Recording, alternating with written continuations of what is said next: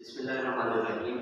آج ہم جو بنیادی ٹاپک اپنا پڑھ رہے ہیں وہ ہے بنیادی عقائد، انہیں اسلام کے بنیادی عقائد کہا جاتا ہے۔ بنیادی عقائد میں سب سے پہلے ہم دیکھیں گے کہ عقیدہ کسے کہتے ہیں۔ تو عقیدہ کو اگر لغت کی اعتبار سے دیکھا جائے، اس کا جو ہے وہ لغوی معنی لیا جائے تو عربی زبان کا یہ لفظ ہے، اور یہ جس لفظ سے نکلا ہے وہ ہے عقدہ۔ عقدہ سے یہ ماخوذ ہے، اور عقدہ کے جو معنی ہیں وہ گرا لگانا، باندھنا، گرا لگائی ہوئی چیز یا باندھی ہوئی چیز کو کہتے ہیں۔ اگر اس کو اسلام کی اصطلاح میں استعمال کرنا چاہیں، اس کا اصطلاحی معنی اور مفہوم دیکھنا چاہیں کہ وہ کیا بنتا ہے، تو دین اسلام کی اصطلاح میں انسان کے ایسے پختہ اور اٹل نظریات، کامل یقین اور مستحکم جو ایمانیات ہیں اس کو عقیدہ کہتے ہیں۔ عقیدے کا دوسرا نام اعتقاد بھی ہے، اعتقادات بھی انہیں کہتے ہیں، ایمانیات بھی اسے ہی کہتے ہیں، اس کا دوسرا نام ہوتا ہے۔ اب پھر سوال پیدا ہوتا ہے کہ انسان کی زندگی میں جو اعتقاد ہے، عقیدہ ہے، اس کی اہمیت اور فضیلت کیا ہے۔ تو دیکھیں، جیسے کہ ہم نے کہا کہ انسان کے جو پختہ اور اٹل نظریات ہیں ان کو عقیدہ کہا جاتا ہے۔ تو عقیدہ انسان کے جتنے بھی وہ اعمال ارادی طور پر سر انجام دیتا ہے، جتنے بھی افعال ارادی طور پر سر انجام دیتا ہے، وہ اس کا عقیدہ ہوتا ہے۔ اور اسلام انسان کے جو عقائد ہیں وہ اس کے اعمال اور افعال کی ترجمانی کر کرتے ہیں۔ یعنی انسان کا عقیدہ کیا ہے اس کے عمل سے پتہ چلے گا، اس کے فعل سے پتہ چلے گا کہ اس کا عقیدہ کیا ہے۔ ایک یہ ہے کہ وہ اپنی زبان سے، اپنے قول سے بتا رہے کہ میرا عقیدہ کیا ہے، لیکن اس کی ترجمانی جو حقیقی طور پر ہوگی وہ اس کے اعمال کی ہوگی۔ مثال کے طور پر ایک انسان وہ اللہ تعالیٰ کو واحد مخلوق اپنا خالق مانتا ہے، اور اللہ تعالیٰ کو ہی واحد اور یکتا اپنا مالک مانتا ہے، لیکن اس کا عملی طور پر جو اظہار ہے وہ ہو جائے گا عبادات سے۔ اگر وہ نماز ادا کرتا ہے تو وہ اللہ تعالیٰ کو خالق واحد و یکتا مانتا ہے، اور اگر نہیں تو اس کا عقیدہ جو ہے وہ کمزور ہوگا، وہ اس کا عقیدہ مضبوط نہیں ہے۔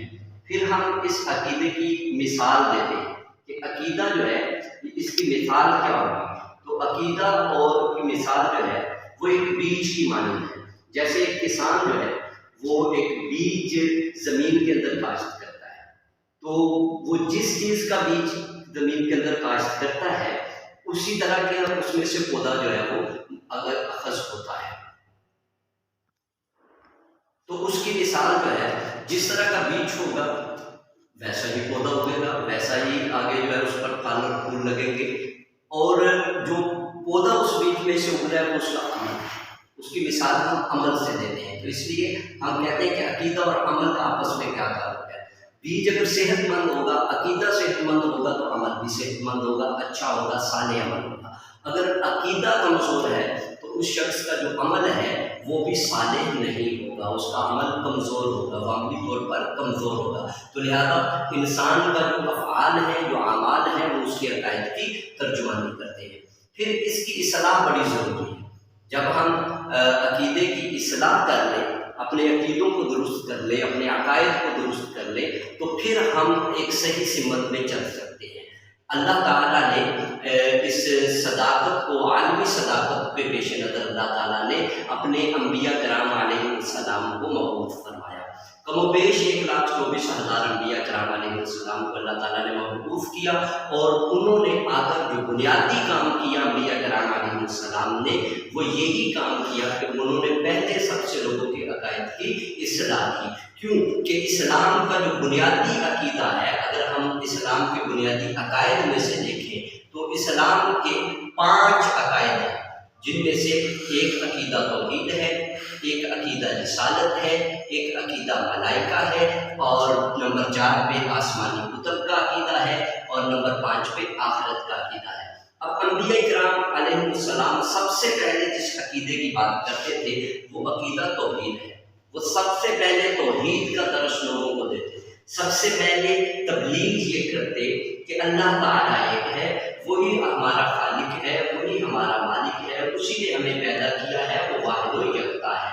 تو سب سے پہلے عقیدہ توحید کی تبلیغ کی جاتی، کیونکہ اگر عقیدہ توحید جو ہے اس پر انسان ٹھیک کر لے اس عقیدے کو اور اس پر قائم ہو جائے تو پھر باقی عقائد کی اصلاح اور ان پر بھی عمل پیرا ہونا انسان کے لیے آسان ہو سکتا ہے۔ لیکن اگر عقیدہ توحید ہی انسان کے اندر نہیں ہے، وہ توحید کا ماننے والا نہیں ہے، تو اس کے باقی عقائد بھی نہیں جنم لے سکتے اور نہ ہی اس کا کوئی عمل صالح ہو سکتا ہے۔ عقیدہ توحید اب کیا ہے؟ جو کہ پہلا عقیدہ ہے بنیادی عقائد میں سے۔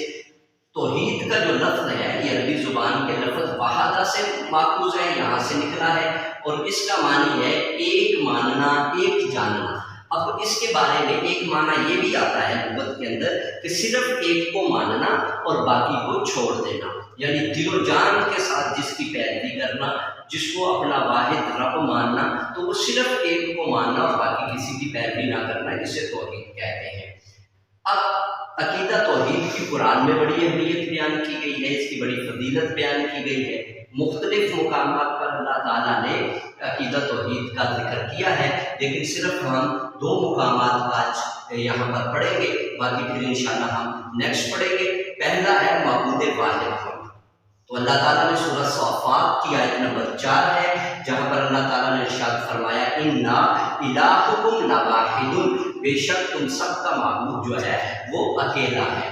پھر اسی طرح دوسرے مقام پر حق عبادت ہے، تو اللہ تعالیٰ نے سورہ زخرف میں آیت نمبر 64 میں ارشاد فرمایا اِنَّ اللَّهَ هُوَ رَبِّي وَرَبُّكُمْ فَاعْبُدُوهُ، بے شک اللہ ہی تم سب کا رب ہے اور بس تم اسی کی عبادت کرو۔ تو یہاں پر حق عبادت اور معبود واحد ہم نے آج قرآن پاک سے ان 2 چیزوں کو مقامات کو ڈسکس کیا ہے کہ اللہ تعالیٰ نے کس طرح اپنی توحید کا ذکر کیا ہے۔ پھر اجمالاً اگر دیکھیں تو اس میں اضافتاً ایک چیز اور صرف سننے کے لیے، باقی اس پہ ہم اگلے لیکچر میں انشاءاللہ ڈسکس کریں گے، سورہ اخلاص ہے۔ سورہ توحید بھی اسے کہا جاتا ہے، بہترین سورت ہے جس میں اللہ تعالیٰ نے اپنی توحید کا جو ہے وہ ذکر کیا ہے اور اپنی توحید کے بارے میں رب کائنات نے بتایا ہے۔ تو لہٰذا انسان کی سب سے اولین جو ضرورت ہے وہ عقائد ہے۔